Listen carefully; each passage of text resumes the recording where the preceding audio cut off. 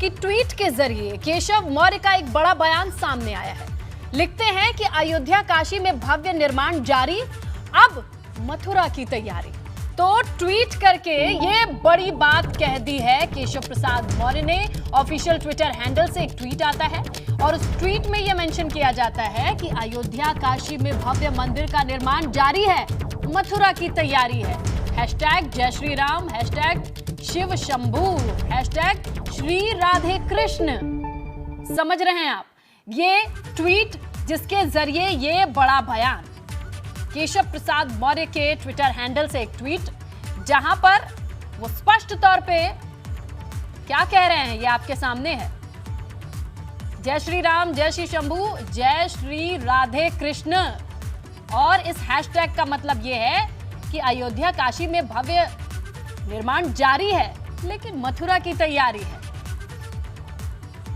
तो ये बड़ा ट्वीट, एक बड़ा बयान बीजेपी खेमे से चुनावी दौर में, जहां ट्विटर पर यह लिखते हैं केशव प्रसाद मौर्य, उत्तर प्रदेश के डिप्टी सीएम, कि अयोध्या और काशी में निर्माण जारी है, अब मथुरा की तैयारी है। अब ट्वीट आया है तो रिएक्शन आएंगे। केशव प्रसाद मौर्य के ट्वीट पर बीजेपी का क्या कहना है वो सुनिए आप।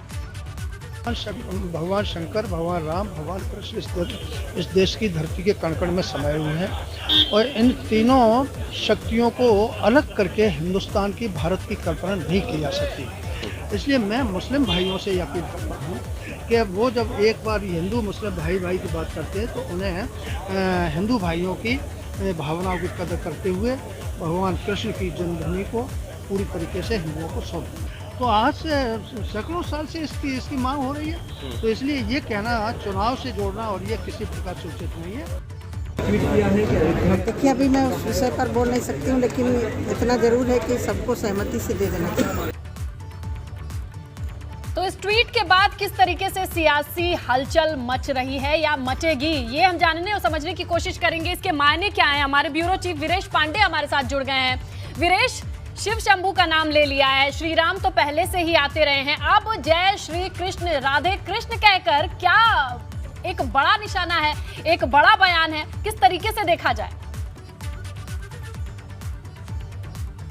देखिए, आपने मायने पूछा तो इसे सहज भाषा में समझाने की कोशिश करूंगा। स्नेहलता, आप साइंस की स्टूडेंट रही हैं, आप बिजली से संबंधित घर में काम कराती हैं। आपने देखा होगा कि कोई भी काम करने से पहले टेस्टर लगाया जाता है। देखा होगा आपने, टेस्टर लगाते हैं कि इसमें करंट आ रहा है या नहीं आ रहा है। तो इसे इस रूप में समझना होगा कि जो केशव मौर्य हैं, पार्टी के बड़े नेता हैं, पूर्व प्रदेश अध्यक्ष हैं, वर्तमान में उप मुख्यमंत्री हैं, वो इस तरह के बयान के बाद आखिर कितनी राजनीतिक हलचल हो रही है, भारतीय जनता पार्टी को कितना फायदा हो रहा है, कितना नहीं हो रहा है, सोशल मीडिया पर कितना अटेंशन मिल रहा है। यानी अयोध्या में राम मंदिर का निर्माण शुरू हो गया है और काशी में, जैसा उन्होंने कहा कि काम चल रहा है, तो मथुरा, याद करिए कि संघ के एजेंडे में काशी, मथुरा और अयोध्या, ये तीन जो धार्मिक स्थल है जिनको लेकर विवाद सदियों से है, उसको एजेंडा में उन्होंने रखा था। अयोध्या की समस्या को समाप्त कर दिया। काशी में आपने देखा कि कॉरिडोर का उद्घाटन ही होने जाना है और अगर आप वहां गई होंगी तो देखी होंगी कितना भव्य रूप दिया जा रहा है। तो मथुरा वंचित रह गया। तो मथुरा कहां पे स्थित है? मथुरा है पश्चिमी उत्तर प्रदेश में। एक साल से पश्चिमी उत्तर प्रदेश में भारतीय जनता पार्टी किसान आंदोलन की वजह से क्या झेल रही है, इस बात का भी एहसास आपको होगा। तो इस टेस्टर के जरिए बहुत सारी चीजें टेस्ट कर रही है भारतीय जनता पार्टी केशव मौर्य के जरिए कि आखिर 2022 के चुनाव में इसका परिणाम क्या होने जा रहा है। भारतीय जनता पार्टी हर कोण से और हर रणनीति से काम करती है। 2022 का चुनाव उसे लड़ना है तो वो हर एंगल से चुनाव लड़ रही है और अपने अलग अलग योद्धाओं को अलग अलग तरीके से पार्टी के विजयश्री दिलाने के लिए वो प्रयासरत है और कोशिश कर रही है। इस पूरे वक्तव्य का यही मायने है कि 2022 में कैसे ध्रुवीकरण कराया जाए, टेस्टर देखा जाए पश्चिमी उत्तर प्रदेश में कितना करंट आ रहा है इस बयान से, पूरे उत्तर प्रदेश में और देश में क्या हलचल मच रही है,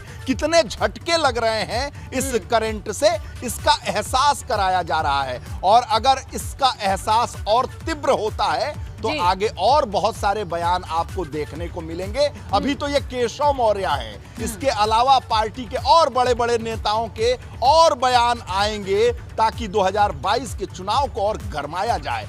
लक्ष्य 2022 है, बयान इन सभी चीजों का एक हम कह सकते हैं कि वीरेश, आप जो बात कह रहे हैं, कोई बयान से काम कर रहा है, कोई मैदान में काम कर रहा है। बिल्कुल, आप जो बात कह रहे हैं उसी के सपोर्ट में एक और चीज सामने आई है जो दर्शकों से साझा किए देते हैं, क्योंकि अब केशव मौर्य के ट्वीट पर विपक्ष भी सामने आने लगा है। पहले एक बार आपको विपक्ष ने कहा क्या है वो दिखाते हैं कि क्या कहा है, और उसके बाद इस पर फिर से हम चर्चा करेंगे। हम लोगों की तरफ एक कहावत है कि घी ने संवारी रोटियां और बड़ी बहू का नाम। सुप्रीम कोर्ट के आदेश से अयोध्या के भव्य राम मंदिर निर्माण का सभी लोगों ने स्वागत किया, लेकिन चुनाव आते आते भारतीय जनता पार्टी के लोग अपने हार की डर की बौखलाहट में कुछ इस तरीके से हो गए हैं कि कुछ भी कहते जा रहे हैं। मौर्य जी, मानसिक संतुलन बना के रखिए और लोगों को बताइए कि 70 लाख रोजगार कहाँ है। लोगों को बताइए कि आपके राज्य में महिलाएं क्यों अपमानित हो रही हैं। लोगों को बताइए कि पिछड़ों को उनके हक और हुकूक क्यों नहीं दिए जा रहे हैं। बाकी चुनाव के समय तो आप मंदिर की बात करेंगे ही करेंगे। हमने पहले ही कहा था, जब उत्तर प्रदेश में भारतीय जनता पार्टी को हार का डर सताने लगेगा तो जनता के असली मुद्दों से ध्यान भटकाने के लिए वो जाति धर्म की राजनीति शुरू कर देगी। अब वही उन्होंने शुरू किया है, जाति धर्म की राजनीति को जोड़ देना चाहते हैं। लेकिन उत्तर प्रदेश की जनता भूली नहीं है कि किस तरह की महंगाई है, किस तरह की बेरोजगारी है, किस तरह से महिलाओं पे अत्याचार बढ़ा है, किसानों किस तरह से यहाँ पे रौंदा गया है और किस तरह से कोविड काल में यहाँ लोगों की मौतें हुई हैं। इसलिए उत्तर प्रदेश में 2022 में 22 साइकिल की सरकार होगी और भारतीय जनता पार्टी की विदाई तय होगी। आप बताइए, प्रभु श्री राम के मंदिर के नाम पर आज तक ये नींव नहीं भर पाए मंदिर की। क्यों नहीं भर पाए? उसकी वजह यह है कि 5 मिनट में 2 करोड़ की जमीन 18.5 करोड़ में खरीदते हैं। काशी में क्या किया इन्होंने? जाके वहां संतों से, महात्माओं से, वहां के स्थानीय लोगों से पूछिए। तो सुन लिया आपने कि विपक्ष के अलग अलग बयान सामने आने लगे हैं। वीरेश का फिर से रुख करते हैं, क्योंकि वीरेश यही बात समझाने की कोशिश कर रहे थे कि जो टेस्टर चलाया गया है वो कितना करंट दिखा रहा है। कहीं ना कहीं बयानों से भी पता चलेगा वीरेश, क्योंकि देखिए रिएक्शन तो अब आ रहे हैं। तो जो मैंने बात कही थी, क्या वो साबित हो रही है या नहीं हो रही है? बयान 2022 के चुनाव के लिए ही तो किया गया है और 22 के चुनाव के मद्देनजर ये जो विपक्ष के लोग हैं वो क्रिया प्रतिक्रिया व्यक्त कर रहे हैं कि नहीं कर रहे हैं। साफ जाहिर है, जो टेस्टर की बात मैंने की वही टेस्टर हार्ट तक पहुंचा है, दिल तक पहुंचा है, करंट तक पहुंचा है और केशव मौर्य अपनी चीजों में सफल रहे हैं। भारतीय जनता पार्टी इसमें सफल रही है, तो ये टेस्टर सफल साबित हो रहा है। और क्रिया प्रतिक्रिया शाम तक आएगी, रात तक आएगी और कल दोपहर तक आएगी। और भारतीय जनता पार्टी अगर टेस्ट कर लेगी कि ये टेस्टर उसका कामयाब है, ये थर्मामीटर बहुत कामयाब है, टेम्परेचर एकदम सही दिखा रहा है, मेड इन इंडिया है, मेड इन भाजपा है, मेड इन यूपी है, तो फिर 2022 के चुनाव में 1 दिसंबर है, याद करिए, मार्च और फरवरी के अंत में चुनाव में वोटिंग होगी और 1 दिसंबर मथुरा की शुरुआत हो गई है। केशव मौर्य ने शुरुआत कर दी है। करिए क्रिया प्रतिक्रिया, भारतीय जनता पार्टी के ट्रैप में फंसिए, क्योंकि भारतीय जनता पार्टी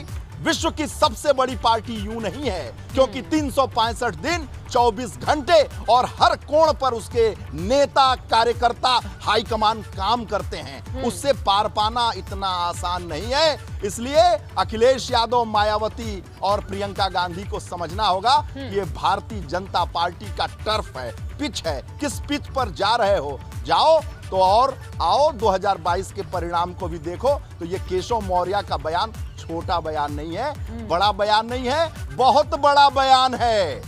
3 दशक से ज्यादा, 4 दशक से ज्यादा पूरे देश और पूरी उत्तर प्रदेश को, उसकी राजनीति को अयोध्या और अयोध्या के इर्द गिर्द सभी पार्टियां खेली और टर्फ किसका था, पिच किसका था, भारतीय जनता पार्टी का था।